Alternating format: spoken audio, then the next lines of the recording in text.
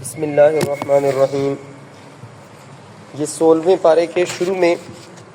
سورۃ کہف ختم ہو کر آگے سورۃ مریم شروع ہوتی ہے، اور اس میں جو سورۃ کہف کے اندر ایک قصہ باقی تھا ذوالقرنین کا، وہ ہم بتانا چاہ رہے ہیں۔ ذوالقرنین کے بارے میں بعض لوگ یہ سمجھتے ہیں کہ سکندر مقرونی جو بادشاہ تھا وہ ذوالقرنین ہے، حالانکہ وہ ذوالقرنین سکندر مقرونی نہیں ہے۔ اس کی وجہ یہ ہے کہ سکندر جو تھا وہ ایک اللہ تعالیٰ کو ماننے والا، توحید کا قائل نہیں تھا، اور سورۃ کہف کے اندر جو ذکر پتہ چلتا ہے، صاف پتہ چلتا ہے کہ وہ اللہ تعالیٰ کو ماننے والا تھا ذوالقرنین جو تھا۔ ہاں البتہ ذوالقرنین کے پاس اللہ تعالیٰ نے اس کو طاقتیں عطا کی تھی، روحانی طور پہ بھی طاقتور تھا اور مادی لحاظ سے بھی طاقتور تھا۔ مادی لحاظ سے یعنی اس کے پاس جو طاقت تھی اور سہولیات کی طاقت تھی وہ اتنی تھی کہ واضح یہ بتایا گیا کہ اس نے کہا آتونی زبر الحدید، مجھے پگھلا ہوا لوہا دینا ذرا، اور پگھلا ہوا لوہا لے کر اس نے کیا کیا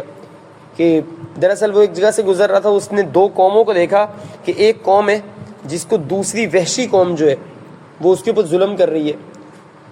تو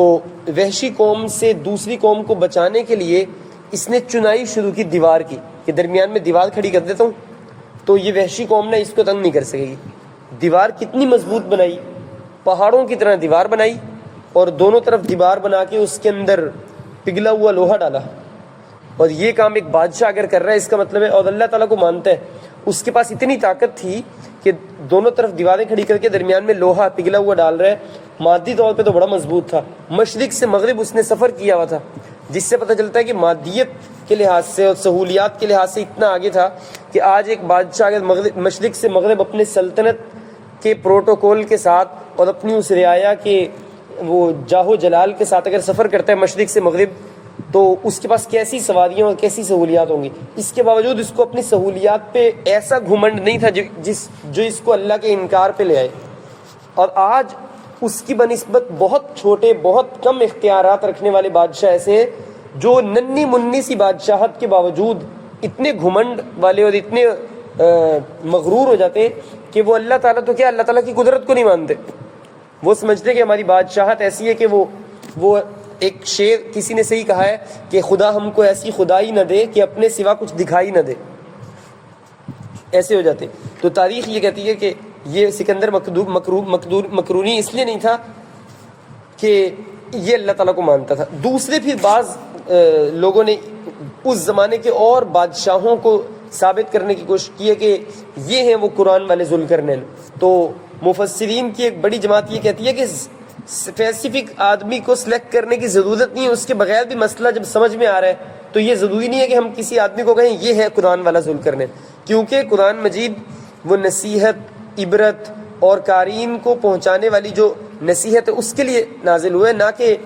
تاریخ کے افراد کی تعیین کے لیے نازل ہوئے۔ اصل تو وہ ہے عبرت جو حاصل ہو جاتی ہے قصے سے بھی۔ اس کے بعد ذوالقرنین کی مادی وسائل کے بارے میں ہے کہ اس کے پاس جو مادی وسائل تھے، ان مادی وسائل کے باوجود یہ مادیت کی بندگی نہیں کرتا تھا، اللہ تعالیٰ کی بندگی کرتا تھا۔ آج مادیت کی جو بندگی میں پیش ہے لوگ، اس کا سادہ سہرا جاتا ہے مغربی تہذیب کو، اور مغربی تہذیب کا جو اتنا زیادہ دل دادا ہوگا کہ مغربی تہذیب کو سب سے زیادہ آگے لے کر چل رہا ہوگا، زبان نبوت میں اسی کو دجال کہا گیا کہ وہ ایک طاقت آئے گی جو تہذیب اور ثقافت کو خود وہ جو الہی قوتیں ان کے ساتھ ٹکرانے کے حق میں ہوگی، کہ ایک طرف مادیت اور ایک طرف الہی قوتیں، تو وہ مادیت کے ساتھ کھڑے ہوں گے اور مادیت کے بڑے ہوں گے۔ اور اللہ تعالیٰ کا بہت شکر بھی ہے اور مبارکباد کے مستحق بھی ہیں وہ لوگ جو اس دور میں جو اتنا قریب آ چکا ہے خروج دجال اور فتنہ دجال کے، کہ ایک عالم یہ واضح طور پہ کہہ رہے تھے، اور یہ بات ایک نہیں کئی علماء کہہ چکے ہیں، پوری دنیا کے تمام مسلم ممالک سے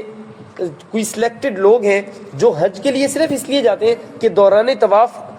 امام مہدی کی ساری نشانیاں علماء نے بتائی ہوئی ہیں، وہ دیکھنا ہے کہ اس دفعہ حج پہ پہچانے جاتے ہیں امام مہدی کے نہیں۔ ایک بزرگ وہ بیان کر رہے تھے اور انہوں نے یہ واضح بتایا کہ میں سوریہ، یمن اور یہ جتنے عرب ممالک کو بالکل کچرے کے ڈھیر کی طرح کالا کر دیا گیا، جلا دیا گیا،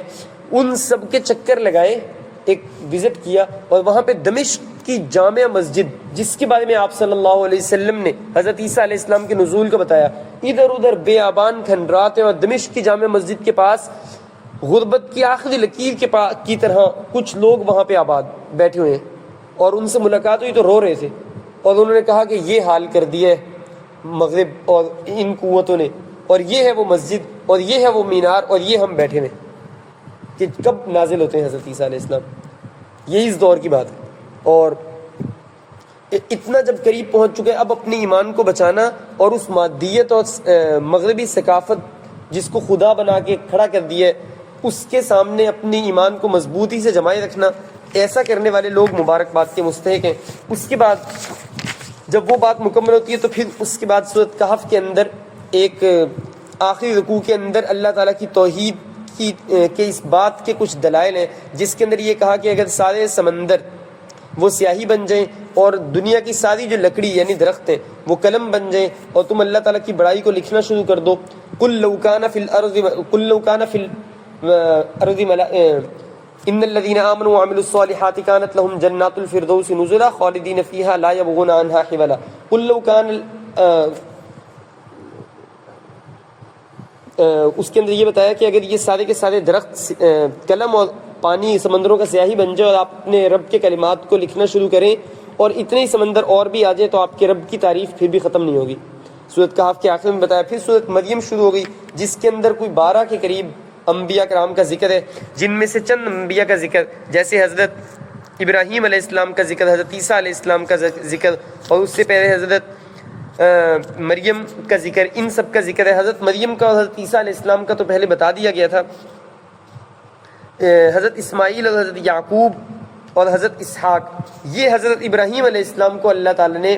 صلے کے طور پہ تب دیے جب حضرت ابراہیم علیہ السلام نے ہجرت کی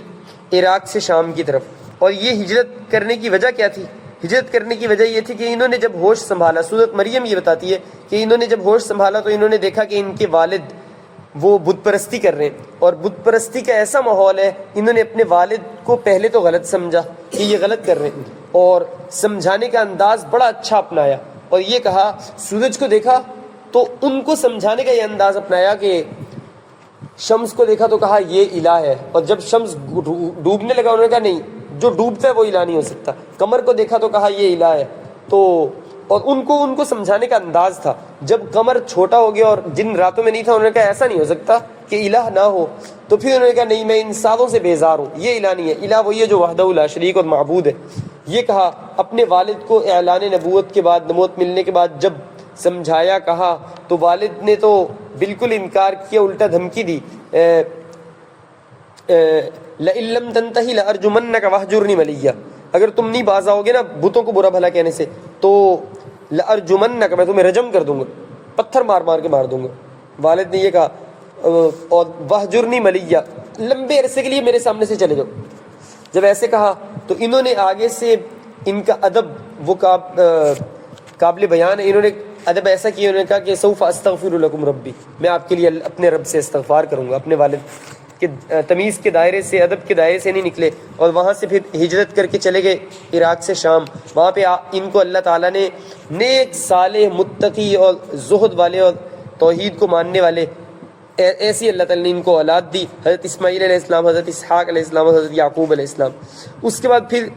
یہ تو وہ اولاد تھی جو نیک ہونے کے ساتھ ساتھ نبی بھی تھی۔ پھر اس کے بعد آگے 4 اور انبیاء کا ذکر ہے، حضرت موسیٰ علیہ السلام کا، حضرت ہارون علیہ السلام کا، حضرت اسماعیل علیہ السلام کا، حضرت ادریس علیہ السلام کا،